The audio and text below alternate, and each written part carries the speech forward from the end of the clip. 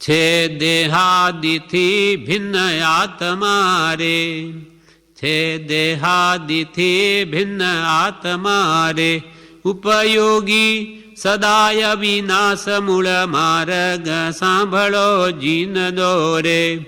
એમ જાણે સદગુરુ ઉપદેશથી રે, કયું જ્ઞાન તેનું નામ ખાસ મૂળ માર્ગ સાંભળો જીન દોરે. છે દેહાદિથી ભિન્ન આત્મા, આ દેહથી આપણો આત્મા ભિન્ન છે, જુદો છે. એ પહેલાં કે છે જાણો, પછી માનો, અને પછી દેહ તમારો ન હોય તો એનો મમત્વ કરો માં, એવું તમારું વર્તન હોવું જોઈએ કે રાગદ્વેષ ઘટાડવાનું. છે દેહાદિથી ભિન્ન આત્મા એટલે દેહ આદિથી ન્યારો, દેહ કુટુંબ ધનાદિ સર્વથી ન્યારો. દેહાદિથી ન્યારો અરૂપી જ્ઞાન સ્વરૂપ આત્મા છે. તેને ઓળખવાનું લક્ષણ ઉપયોગ છે. જ્ઞાન ઉપયોગ, દર્શન ઉપયોગ, ઉપયોગો લક્ષણમ. જીવનો લક્ષણ જ ઉપયોગ છે. જ્ઞાન દર્શન ઉપયોગ બીજા કોઈ પદાર્થમાં છે જ નહીં. દેહાદિથી ભિન્ન અરૂપી પૂદગલ રૂપી આત્મા રૂપી, પૂદગલ જળ આત્મા જ્ઞાન સ્વરૂપ છે. તેને ઓળખવાનું લક્ષણ ઉપયોગ છે. ચેતન સ્વરૂપ હોય, જાણવાના કાર્યમાં નિરંતર પ્રવૃત્તિ રહેલો તે અનુભવમાં આવે છે. આપણો આત્મા બધા પદાર્થને જાણ કરે, જોજો કરે, એ બધાને અનુભવમાં આવે એવું છે. વળી તે સદા વિદ્યમાન રહે છે. આપણો આત્મા છે એના જ્ઞાન દર્શન ગુણ એમાં હંમેશા વિદ્યમાન રહે. એમ જે આત્માનું લક્ષણ અને નિત્યતા સહિત અસ્તિત્વ જણાવ્યું તે પોતાની મેળે સ્વચ્છંદે સમજાતું નથી, કેમ કે અરૂપી પદાર્થ છે આત્મા.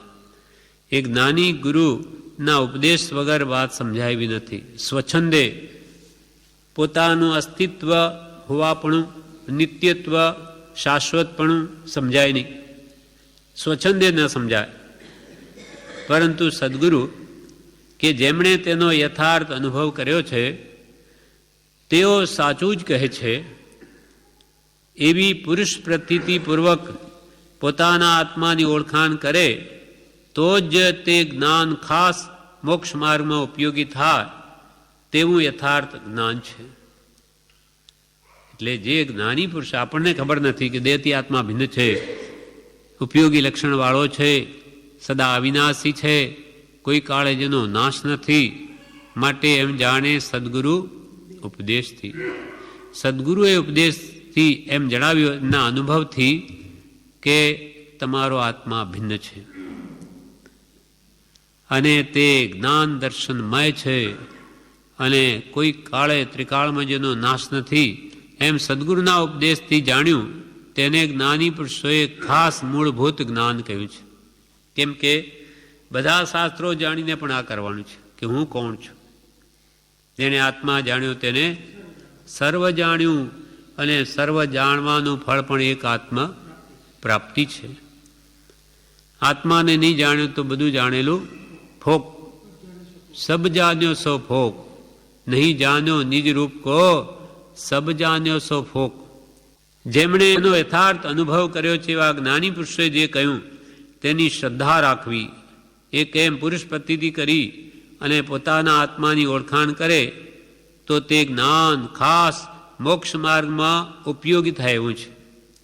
શ્રદ્ધાપૂર્વક જ્ઞાનીએ કહ્યું, વિશ્વાસથી માને કે ભગવંતે કહ્યું સત્ય જ છે. અગ્નિ સળગે તો જેમ સર્વ ભસ્મ કરી શકે તેમાં ભેદના આત્માને આવરણ કરનાર ને દુઃખી કરનાર કર્મોના સમૂહને બાળીને ભસ્મ કરી શકે. ભેદના, હું દેહાદિ સ્વરૂપ નથી, દેહ શ્રી પુત્રાદિ કોઈ પણ મારા નથી, શુદ્ધ ચૈતન્ય સ્વરૂપ અવિનાશી એવો હું આત્મા છું. એમ આત્મભાવના કરતા રાગ દ્વેષનો ક્ષય થાય. રાગ દ્વેષ જો બળીને ભસ્મ થઈ જાય તો પછી રહે શું? સીધું કેવળ જ્ઞાન જ પ્રગટે. એટલે કે આ મૂળભૂત જ્ઞાન છે, દેહથી ભિન્ન આત્મભાવના ભાવન. અનાદિકાલમાં ઘણી ક્રિયાઓ ઘણી કરી, પણ આત્મભાવના જ્ઞાની પુરુષની આજ્ઞાએ એમણે કહ્યું એમ નથી કરી. ભેદ જ્ઞાન ત સિદ્ધા, જે સિદ્ધ થયા છે તે ભેદજ્ઞાન વડે જ થયા છે. પરંતુ જ્ઞાનીની સાક્ષીએ, જ્ઞાનીની શ્રદ્ધાએ માન્યતા થવી જોઈએ તો તે તેજાપરૂપ બને, એટલે કે સમ્યક જ્ઞાન થાય.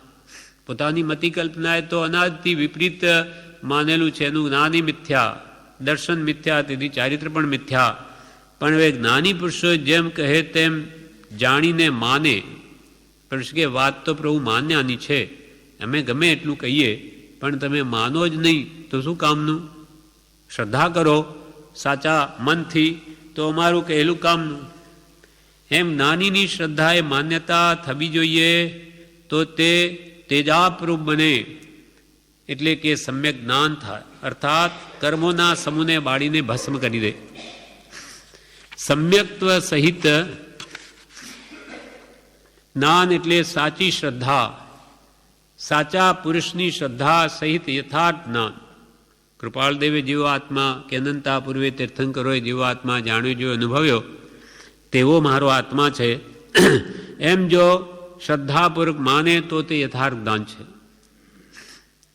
તેઓ કહે છે, જ્ઞાની પુરુષો કહે છે કે આત્મા દેહથી ભિન્ન છે.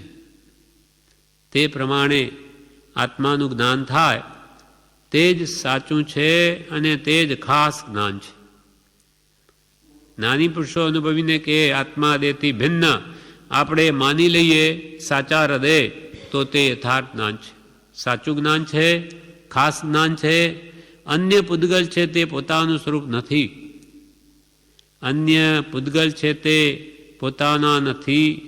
જ્ઞાની દ્રવ્ય દ્રષ્ટિનો લક્ષ્ય કરાવે છે. જ્યારે જ્ઞાનીના કહેવા પર ખરી શ્રદ્ધા આવે કે તેઓએ કહ્યું તે ખરું છે, મારું જાણેલું સર્વ જ્ઞાન, તેમણે પર્યાય દ્રષ્ટિ મૂકીને દ્રવ્ય દ્રષ્ટિથી જોવા અને રાગદ્વેષ ન કરવા મને કહ્યું, તે જ માનું.